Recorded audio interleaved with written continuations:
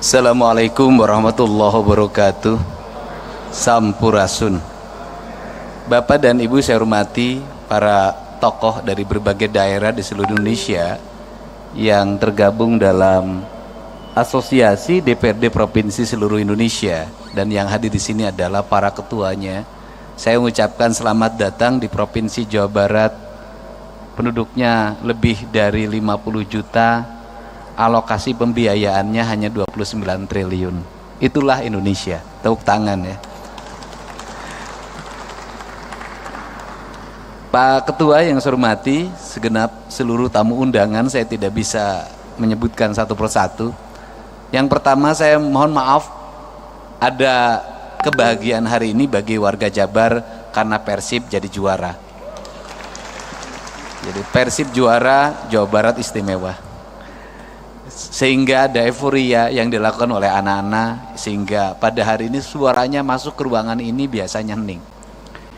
Yang kedua, Pak Wakil Dirjen Otonomi Daerah, ini kali pertama saya pidato di Gedung Sate, Pak. Karena sudah hampir 3 bulan saya belum pernah ngantor ke kantor ini. Kantor saya di tempat sampah, kantor saya di pinggir sungai, kantor saya di tepi danau, kantor saya di seluruh wilayah Jawa Barat ini. Yang ngantor di sini banyak menikmati Gedung Sate dengan para pegawainya yang cantik-cantik, banyakkan sekda dan wakil gubernur. Apa sih sebenarnya yang menjadi pembicaraan kita? Itu lagu saya ciptakan tahun 2012 ketika saya berkunjung ke Papua. Saya menulis lagu judulnya Surga di Tanah Papua. Karena saya melihat Papua itu seperti surga, bahkan surga yang diciptakan, dihadirkan buat Indonesia. Kandungan kekayaannya luar biasa, tetapi barangkali kependudukannya, kesejahteraannya yang harus terus ditingkatkan. Apa sih yang menjadi model kita? Model kita ini adalah model pengembangan otonomi daerah yang terus mengalami perubahan dan tarik ulur.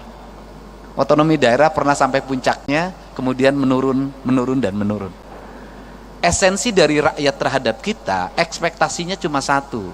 Apapun judulnya, apakah sentralisasi, apakah mau desentralisasi, apakah mau otonomi, mereka cuma nuntut satu, mereka hidup sejahtera.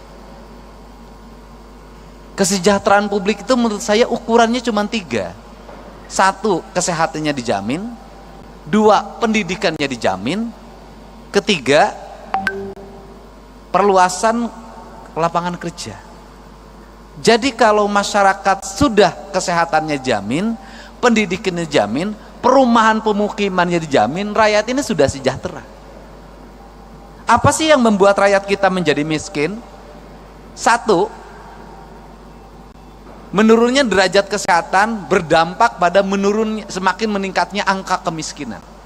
Karena ketika orang sakit, maka 2 kemungkinan yang terjadi, dia harus membayar biaya rumah sakit. Kalau tercover oleh BPJS ya alhamdulillah, kalau tidak tercover musibah. Ketika dia sakit, maka keluarganya kehilangan pendapatan. Ketika kehilangan pendapatan, maka keluarganya yang menunggu dalam setiap hari perlu pembiayaan.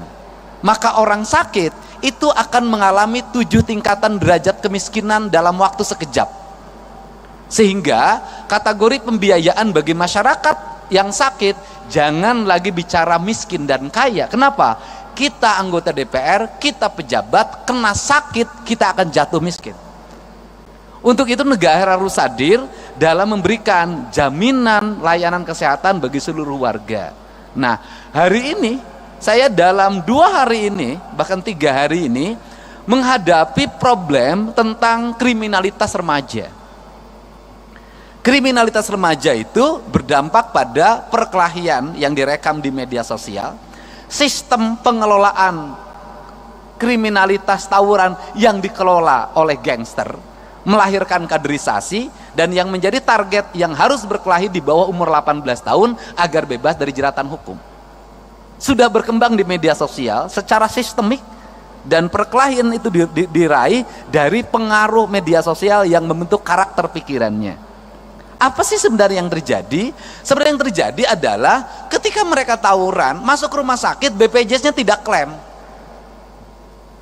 Barusan saya beresin 15 juta. Ketika BPJS-nya tidak klaim, orang yang berkelahi, itu orang tuanya nggak mampu. Mau yang menang tidak mampu, yang mau kalah tidak mampu. Berproses peradilan melahirkan kemiskinan, tidak berproses peradilan pulang lagi ke rumah melahirkan kemiskinan baru karena orang tuanya tak sanggup lagi menghadapi. Maka negara harus hadir untuk mencari solusi. Satu, solusi terhadap pembiayaan rumah sakit. Dua, solusi recovery terhadap anak-anak yang berkelahi itu, karena itu anak bangsa. Inilah negara harus punya pikiran out of the box. Tidak bisa hanya berbicara proses hukum kembali ke orang tua, orang tuanya udah nggak sanggup. Ini Jawa Barat. Nah, untuk itu apa sih yang terjadi para anggota DPR yang saya ini mantan ketua Komisi E DPRD Kabupaten Purwakarta.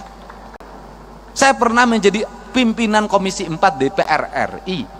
Nasib paling tidak enak itu jadi anggota DPRD. Kenapa nasibnya tidak enak? Kritis diomongin, nggak kritis diomongin. Kalau DPRD ngomong terus, diomongin, kata rakyat, kerjanya ngomong terus, kita tidak butuh ngomong. Pada tugas DPRD ngomong. Nggak ngomong diomongin juga, dapat duit tuh. Nggak ngomong-ngomong, pokirnya udah dibagi, nggak ngomong lagi. Ini problem, Pak. Nah, seluruh problem itu bisa ditempuh dengan apa sih? Dengan keterbukaan. Keterbukaan itu apa? Kita harus mulai berani menceritakan apa adanya tentang diri kita, tentang isi anggaran kita, tentang kebijakan fiskal pusat dan daerah, tentang kebijakan fiskal kabupaten provinsi terhadap kabupaten kota terhadap desa. Sampaikan secara terbuka dan apa adanya, termasuk apa yang dialami problem anggota DPRD. Apa sih problem anggota DPRD? Saya ini anggota DPRD, pernah ngalamin. Begitu jadi pinjem bank, honornya tinggal sisa 5 juta lagi, istri nambah 1 lagi.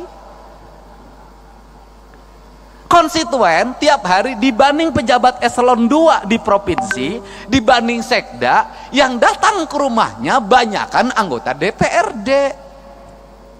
Gitu loh. Sekda dapat tunjangan 70 juta, nggak ada yang minta. Eselon 2 dapat tunjangan 50 juta, nggak ada yang minta. Anggota DPRD tunjangannya sudah habis dijaminkan ke Bank BJB, tinggal 5 juta, yang mintanya tiap hari.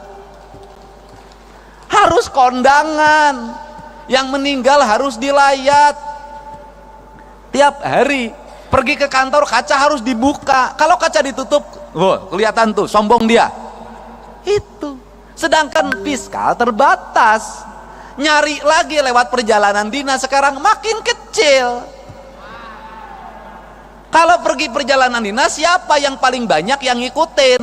Yang berangkatnya 1, SBY-nya 10, sehingga APBD-nya menjadi terserap untuk perjalanan dinas. Padahal nyerapnya anggota DPRD sedikit, kebanyakan sekretariat dewan. Kan saya tahu yang begitu-begitu. Yang dituduh siapa? DPRD lagi. Nah, apa sih yang mesti dilakukan oleh kita? Ya, kita mulai ngomong terbuka pada rakyat. Terbukanya apa? Ini loh proporsi kita.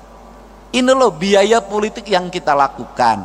Kemudian apa sih yang kita harapkan? Saya dari dulu itu menyampaikan, saya ketika jadi bupati berkirim surat pada presiden.